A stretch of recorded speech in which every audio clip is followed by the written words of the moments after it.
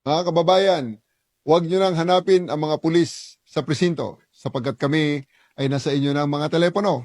Dial 911, darating kami sa loob ng 5 minuto. Lilingkod sa bawat Pilipino at magbibigay ng tamang impormasyon para sa tahimik at maayos na Pilipinas. Police News Network, alagad ng batas, tagapagtaguyod ng balitang pulis, sandigan ng mamamayan, patnubay ng katotohanan.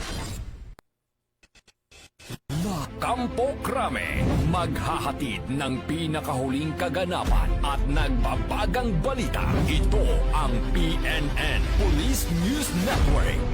At ngayon, ang inyong mga tagapagbalita. Magandang araw, bagong Pilipinas. Kami ang inyong alagad ng batas, tagataguyod ng Balitang Pulis, Patrolman Julius Sam Acad.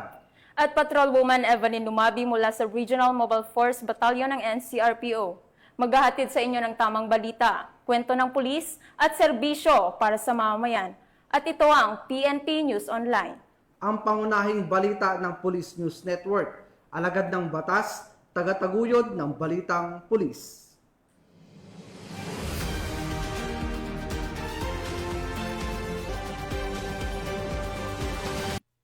Narito ang mabalitang dapat niyong abangan. Iligal na ibinebentang sanggol ng sariling ina nasagip ng PNP Women and Children Protection Center.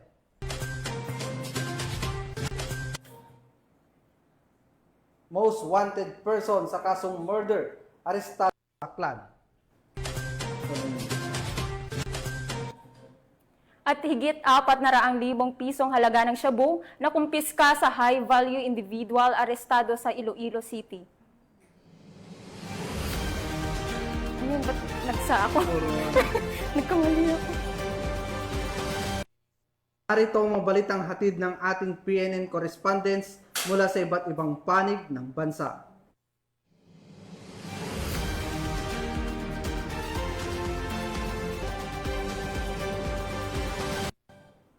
Simulan natin ang balita mula sa bahagi ng Luzon.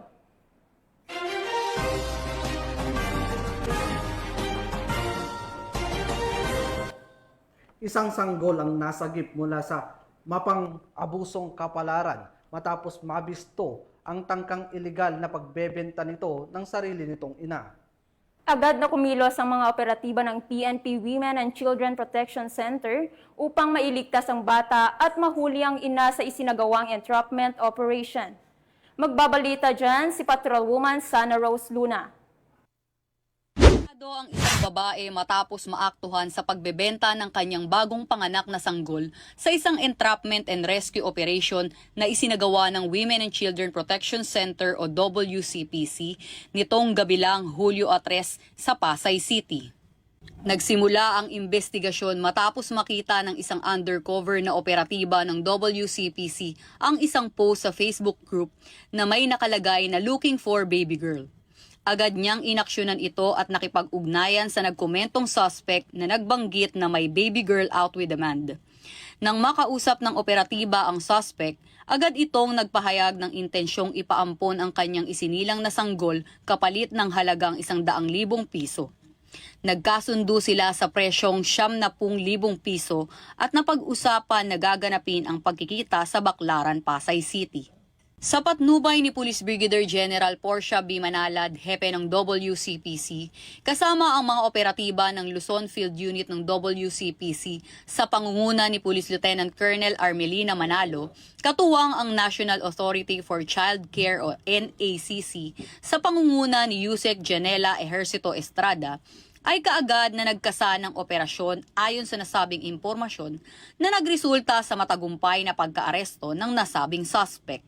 Nasagip naman sa iligal na pagbebenta ang walang kamuwang-muwang na sanggol na 1 buwan pa lamang mula sa kamay ng sariling ina. Nasa kustudiya ngayon ng PNP-WCPC ang naturang suspect, habang ang biktima naman ay nasa pangangalaga na ng DSWD. Samantala, kinuna naman ng panayam ang tumatayong hepe ng Luzon Field Unit ng WCPC tungkol sa naganap na operasyon. Nag-start ito noong June 29 kung saan ang ating perpetrator ay nagpadala ng isang information na meron siyang inaampon na baby. Ibinibigay niya yung baby sa halagang 100,000. So, para hindi makalata, humingi kami ng discount or tawad na umabot ng 90,000. And nagkasana agad kami ng plano para i-entrap tong perpetrator natin na kung saan ay binebenta niya yung kanyang allegedly sariling anak. Pumunta kami doon sa sinabi niyang address, kung saan ito ay sa Pasay City, kung saan ay kasana namin ng entrapment operation at rescue para doon sa baby at kinuha namin din itong perpetrator agad-agad kasama ang ilang mga gadgets na meron siya as additional evidence para sa ginawa niya ito. Huwag magatubiling magsumbong sa tanggapan ng WCPC kaugnay ng ganitong aktibidad gaya ng online sexual abuse and exploitation of children na may kaparusahang habang buhay na pagkakabilanggo. At kung may nais kayong isumbong kay Aling Pulis, maaari kayong tumawag o mag-chat sa aming WCPC helpline.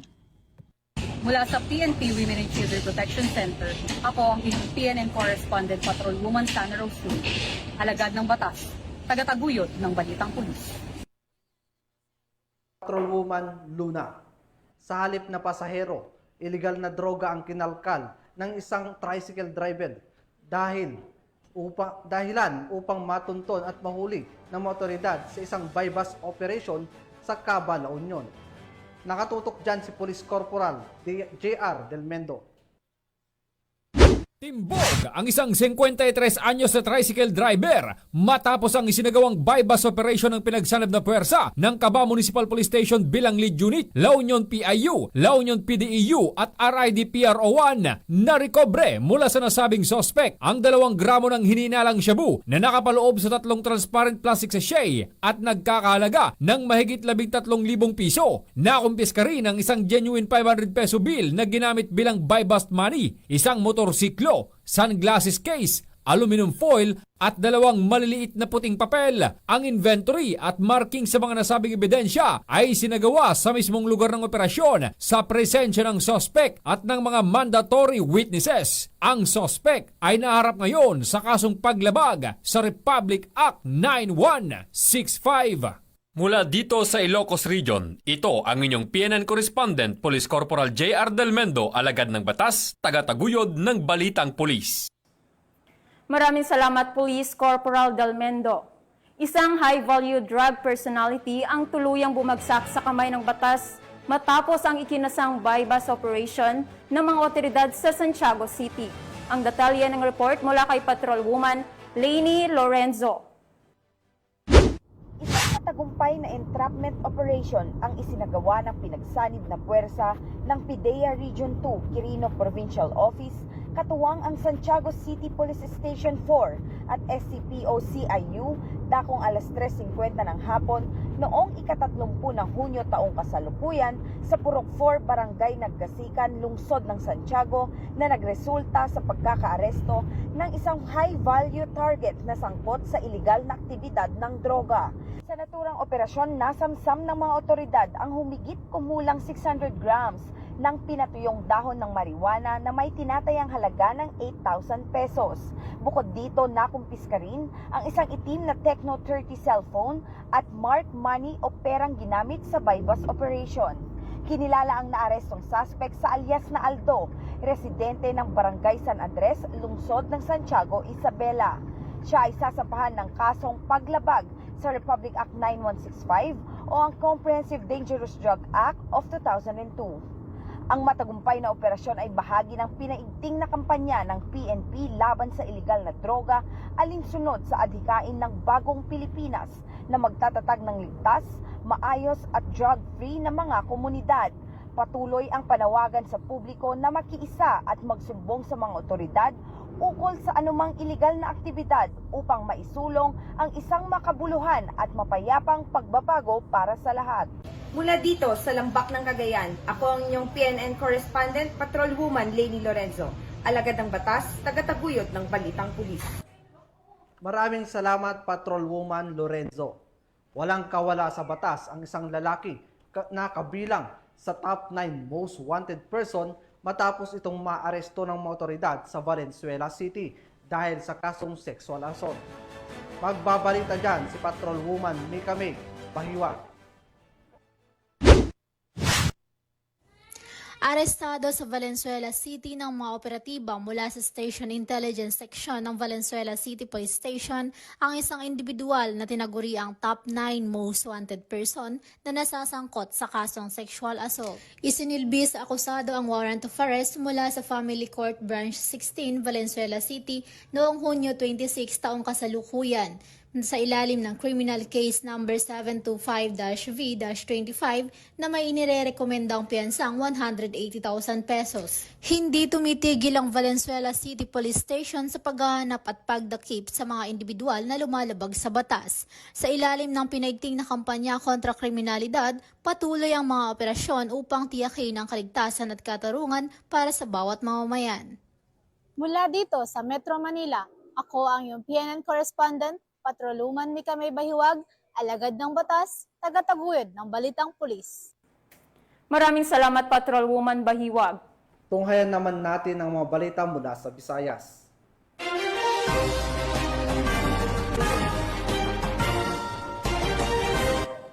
Matapos ang mahabang panahon ng pagtatago, tuluyan ng nasukol ng isang lalaki na kabilang sa top 9 regional level most wanted person ng Police Regional Office 6 dahil sa kasong murder. Ang matagumpay na pagkakaaresto ay tagumpay hindi lamang para sa pulisya, kundi para sa boses ng mga biktima at kanilang mga naiwang pamilya. Isang hakbang patungo sa katarungan. Nakatutok dyan si Police Corporal Marcelino Termenes. Sa isinagawang Joint Law Enforcement Operation ng 62 Special Action Company, 6th Special Action Battalion ng PNP SAF, kasama ang CIDG Aklan Provincial Field Unit at iba pang PNP units si alias Rambo sa Barangay Polo, New Washington, Aklan. Si Rambo ay kabilang sa number 9 regional level most wanted person ng Bro 6 sa ikalawang quarter taong 2025. Siya ay arestado sa bisa ng warrant of arrest para sa kasong murder sa ilalim ng criminal case number 17933 na may petsang June 25, 2025 na inalabas ng RTC Branch 1, 6th Judicial Region, Kalibo, Aklan. Nasa kustodiya na ngayon ng CIDG Aklan Provincial Field Unit ang nasabing suspect para sa dokumentasyon at tamang disposisyon. At mula dito sa headquarters sa Fort Santo Domingo, Santa Rosa City, Laguna, ang tahanan ng inyong tagaligtas. Ako ang inyong PNN correspondent, Police Corporal Marcelino Termenes, alagad ng batas, tagataguyod ng Balitang Pulis. Maraming salamat, Police Corporal Termenes. Umabot sa mahigit 400,000 pisong halaga ng hininalang shabu ang nasamsam ng mga otoridad sa matagumpay na buy-bust operation sa Iloilo City, kung saan isang high-value individual ang naaresto. Ang report mula kay Patrolwoman Lynette Sablon.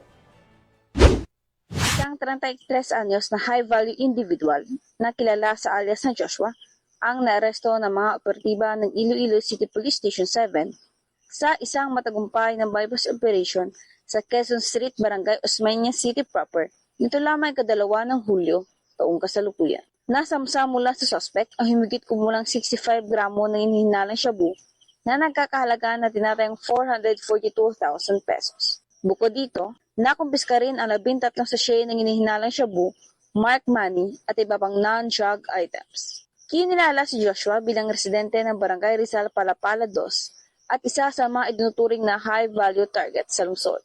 Kasalukuyang nakakulong ang suspect sa ICPS 7 Custodial Facility at naharap sa kasong paglabag sa Republic Act 9165 ang Comprehensive Dangerous Drugs Act of 2002. Sa patuloy na maigting na kampanya ng PNP laban sa illegal na droga, muling pinatunayan ng mga kapulisan ng Iloilo City ang kanilang kahusayan at dedikasyon sa pagtupad ng kanilang tungkulin. Mula rito sa Western Visayas, ako niyang PNN correspondent, Patrolwoman Lynette Sablon, alagad ng batas sa kataguyod ng Balitang Pulis. Maraming salamat, Patrolwoman Sablon. Sa saliw ng bagong sigla at mas pinatibay na paninindigan, matagumpay na isinagawa ng Tagbilaran City Police Station ang kick-off ceremony ng ika-30 Police Community Relations Month bilang panimula sa buwan ng mga aktibidad na magpapalalim sa ugnayan ng pulisya at komunidad. Tinutukan niya ni Patrolwoman Flora May Azares. Tagumpay na sinimula ng Tagbilaran City Police Station ang pagdiriwang na ika-38 Police Community Relations Month noong Hulyo 1 ng taong kasalukuyan. sa pamamagitan ng isang makulay at makabuluhang poster-making contest na ginanap sa Tagbilaran City Hall Atrium. Ang aktibidad ay may temang KKDAT, Kabataan kontra Droga at Terorismo, at nilahukan ng mga batang artist mula sa iba't ibang pampublikong elementarya sa lungsod. Layunin nitong bigyang daan ang kabataan upang maipahayag ang kanilang paninindigan laban sa droga at terorismo sa pamamagitan ng sining. Pinangunahan ang aktibidad ni Police Lieutenant Colonel John Karen O. Escobar, hepe ng Tagbilaran City Police Station, Bohol Police Provincial Office, na binigyang diin ang kahalagahan ng pakikilahok ng kabataan sa mga gawaing nagpapalaganap ng kaalaman at responsibilidad sa lipunan. Ang matagumpay na programa ay naisakatuparan sa tulong ng matibay na ugnayan sa pagitan ng Tagbilaran CPS at ang Department of Education Division of Tagbilaran City, katuwang ang mga dedikadong stakeholders at community partners sa ilalim ng programang Oplan Limpyo Tagbilaran. The activity aimed to raise awareness among young learners about the importance of living in a drug-free and terrorism-resilient community. Our elementary pupils from different public schools in the city showcased their creativity and advocacy through powerful artwork. We proudly recognized Kim Saisi Minyosa of Taluto Elementary School as the overall champion, along with other outstanding participants who truly made the event a success. We thank our partners from the Department of Education, our supportive stakeholders, and everyone who contributed to this activity. This was part of our ongoing efforts under Oplan Limpyo Tagbilaran, which promotes strong police-community partnership through education, prevention, and youth empowerment. Mula dito sa Central Visayas, ako ang inyong Police News Network Correspondent, Patrolwoman Flora May Azares. Alagad ng batas, tagataguyod ng Balitang Pulis. Maraming salamat, Patrolwoman Azares. Narito naman ang mga balita mula sa bahagi ng Mindanao.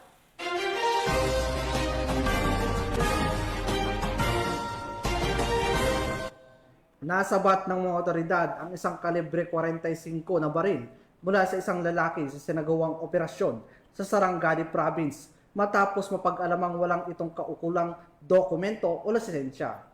Tuloy-tuloy naman ang pagpapaigting ng kampanya ng pulisya, Control Loose Firearms, mga baril na walang legal na papeles at posibleng ginagamit sa krimen o banta sa seguridad ng komunidad. Ibabalita yan ni Patrolwoman Jovelyn Dodoso.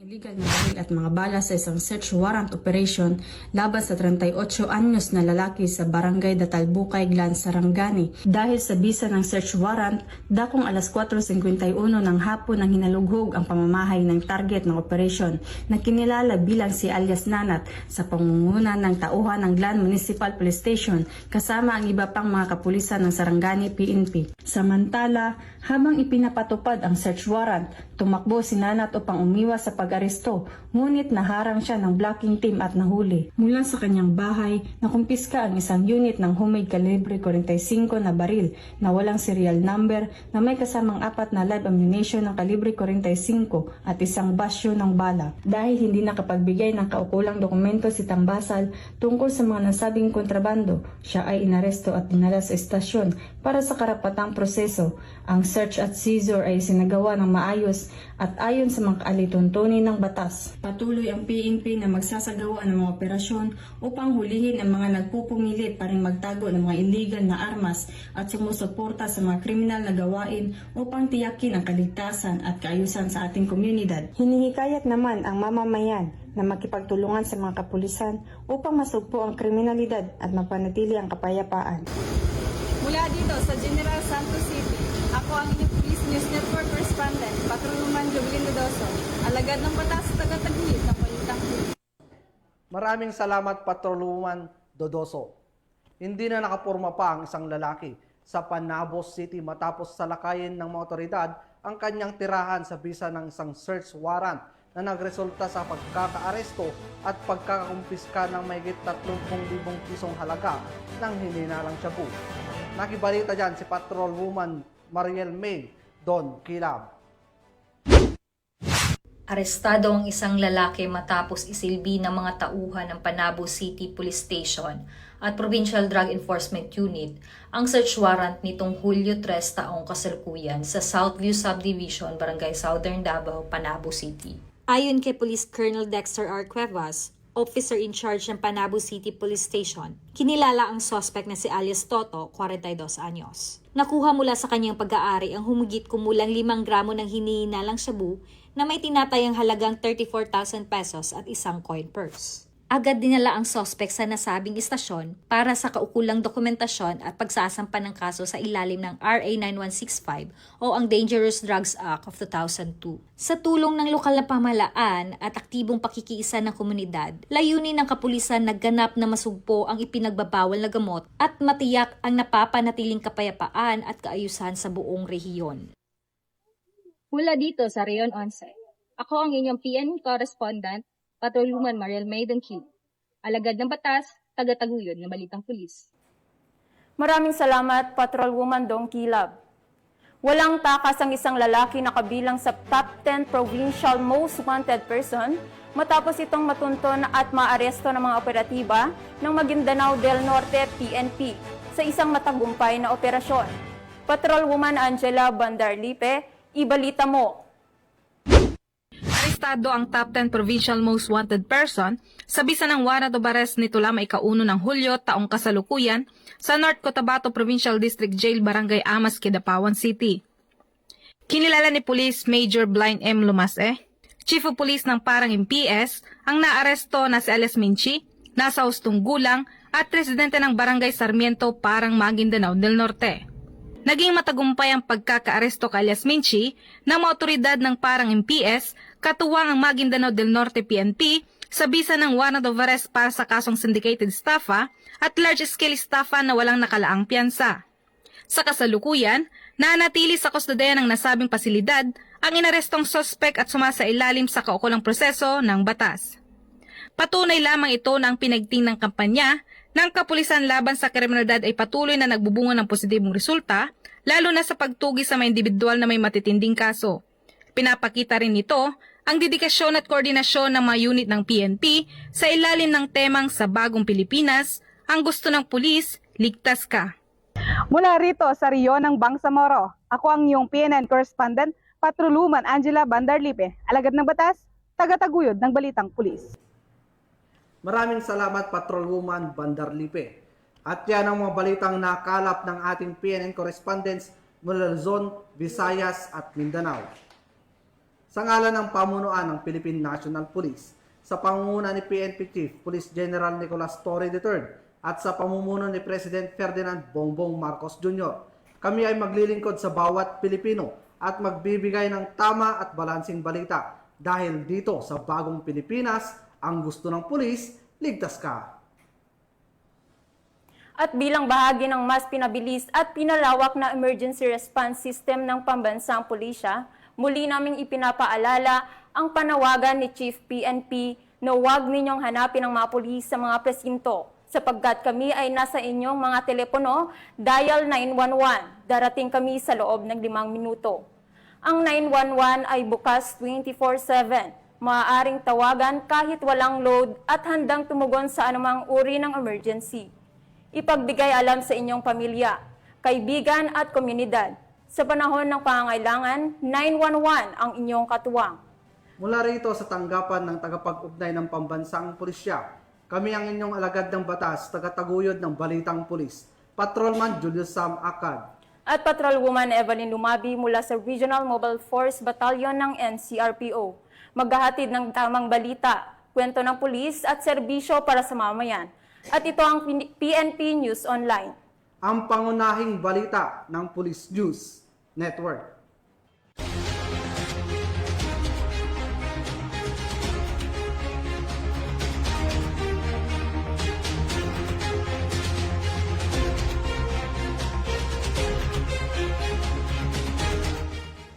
Police News Network, alagad ng batas, tagapagtaguyod ng balitang pulis.